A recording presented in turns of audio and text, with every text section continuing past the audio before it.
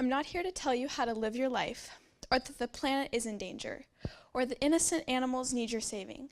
I am here to tell you about your health, your future, and how to make better decisions for your bodies. Because the fact of the matter is that we are in danger.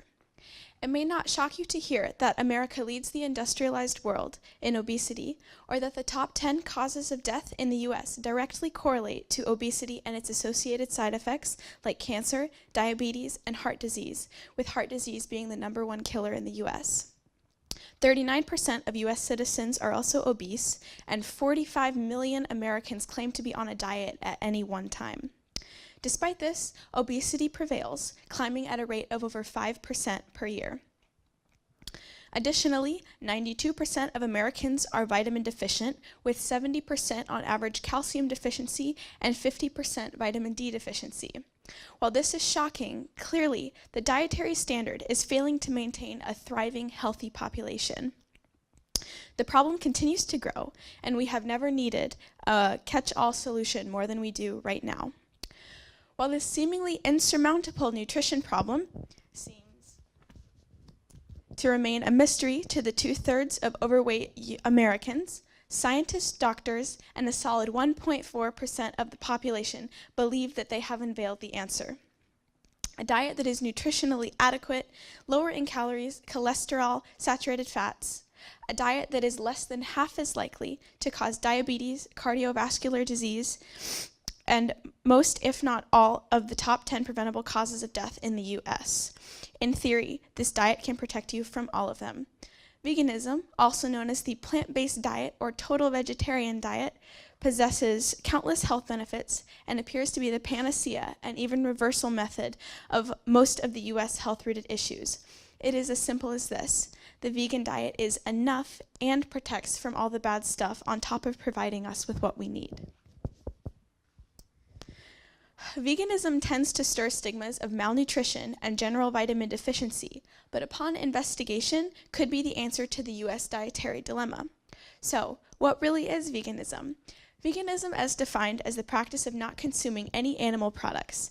No eggs, milk, fish, poultry, or meat or honey is ever consumed on a plant-based diet. A good rule of thumb is, if it has a mother or comes from something with a face, don't eat it. In practice, the vegan diet minimizes obesity and, in turn, heart disease. A medical study that studied the BMI of 4 different dietary patterns ranging from omnivores to vegetarians. BMI is a body mass index ratio, so essentially like a height to weight roundness measurement. So the BMI was lower among vegans and was the highest among omnivores, or one who eats meat and dairy regularly. This study also revealed that vegan cholesterol levels are, on average, 44% lower than non-vegans. This is because veganism nearly eliminates our consumption of cholesterol, which is the culprit of clogged arteries. Bad cholesterol is only found in animal products, like cheese in particular. Since obesity and high cholesterol are the main contributors to heart disease, veganism virtually eliminates the risk of heart disease altogether. Without milk and meat to eat, vegans tend to consume more fruit and vegetables by default, which actually lowers blood cholesterol. Since vegans don't eat tons of bad cholesterol, their risk of plaque-related heart disease or stroke are virtually non-existent. Any vegan will tell you that soy is a huge replacement diet staple, whether it's in the form of soy milk, tofu, or tempeh.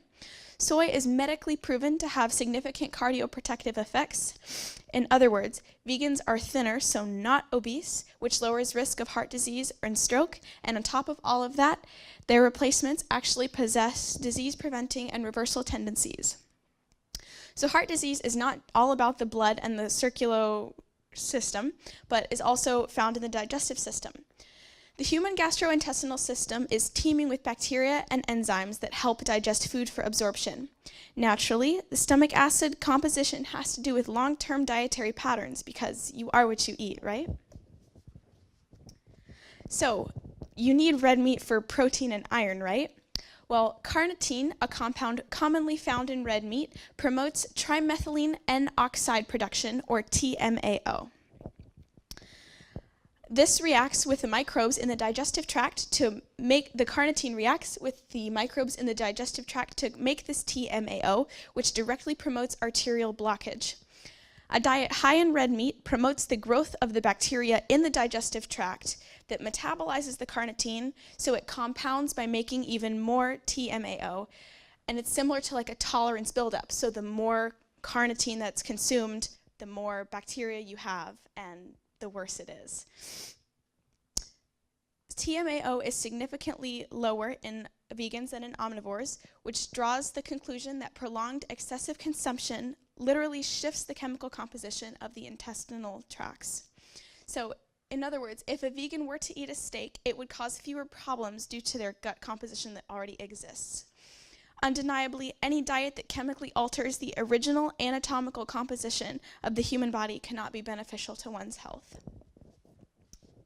So, let's talk about iron. There are two types of iron, heme and non-heme.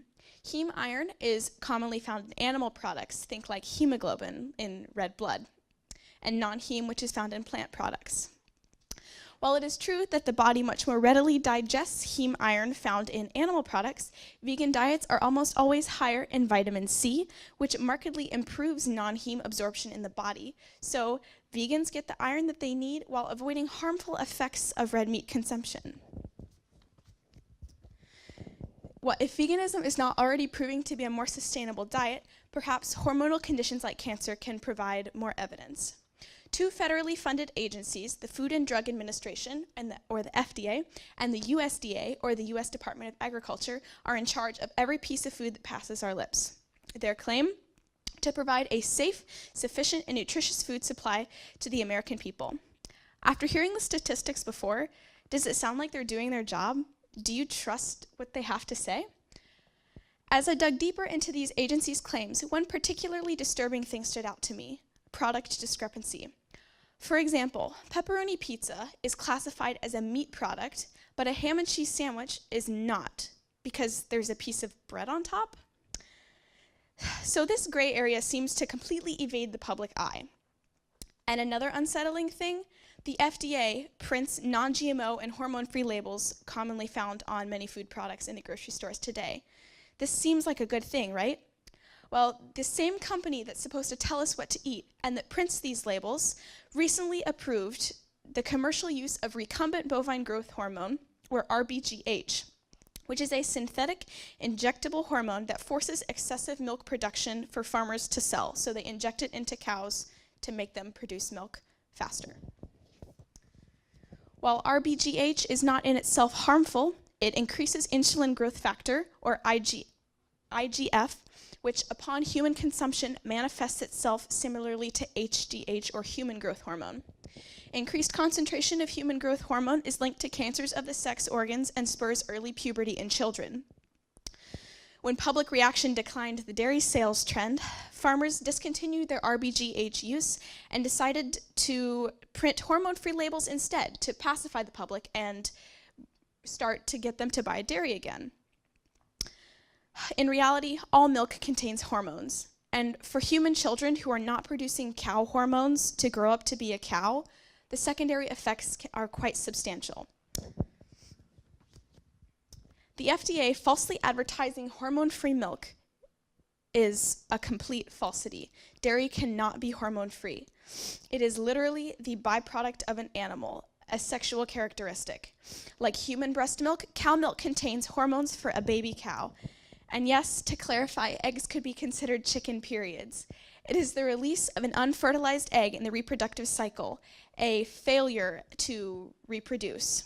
So therefore, the byproduct of sexual reproduction. The dairy is hormone-free conjecture is flat out false. Luckily, there is some good news. Without animal products, vegans consume more fruit, vegetables, tomatoes, fiber, vitamin C, and legumes, which protects against cancer of the mouth, stomach, and esophagus, and lungs, because chemically, fruits and vegetables interfere with several cellular processes that progress cancer. Also, deli meats like turkey, ham, pepperoni, and salami are classified as Class 1 carcinogens, meaning that their consumption is as risky as smoking a cigarette. A vegan protein essential, Peanut butter is a legume-based product and therefore reduces cancer. Next time, grab a peanut butter and jelly for lunch instead of a turkey and cheese. Here's some food for thought. If pregnant women are told to avoid smoking and processed meat consumption and not to give their babies cow milk, why should anyone be consuming these things? If the vegan diet hasn't sparked your curiosity yet, perhaps the medical study of a 63-year-old man with diabetes coming off his cocktail of over 20 drugs in just 16 weeks on a comprehensive vegan diet with all of his vitals restored to normal levels will change your mind. Still worried about your vitamins? Well, over 92% of US is vitamin deficient, yet omnivores still criticize vegans about their bone health. Bones are so much more than just the calcium found in the milk that we need. Adequate bone health involves potassium, magnesium, and vitamins D and K. Plant-based diets eat more potassium and magnesium, which actually inhibits bone reabsorption. Diets high in meat and dairy actually are high in acid and increase urinary calcium excretion, which means what skeptics think they gain from eating meat and dairy, like calcium, in fact isn't so, and are probably experiencing what they believe a vegan diet does. In addition to lower bone reabsorption rates, the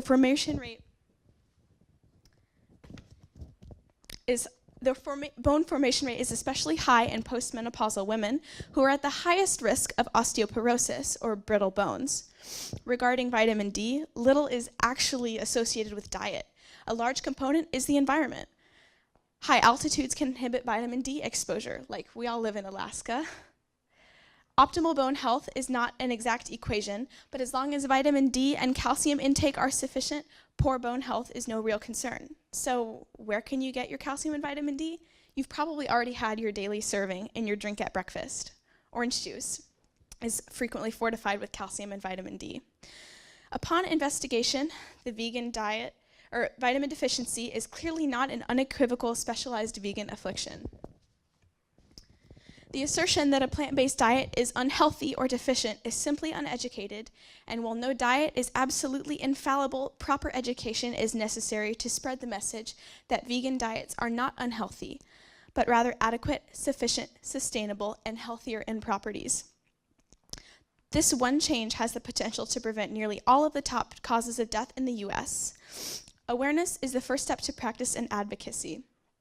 As a vegan for over 3 years, my goal is not to tell you how to live your lives, but to promote awareness for the current generation and those to follow. The habits that we have acquired will be tough to break, but my sincere wish is to open up the vegan conversation and to break the cycle of thoughtless consumption of the life-threatening impacts of the foods we eat every single day. Thank you.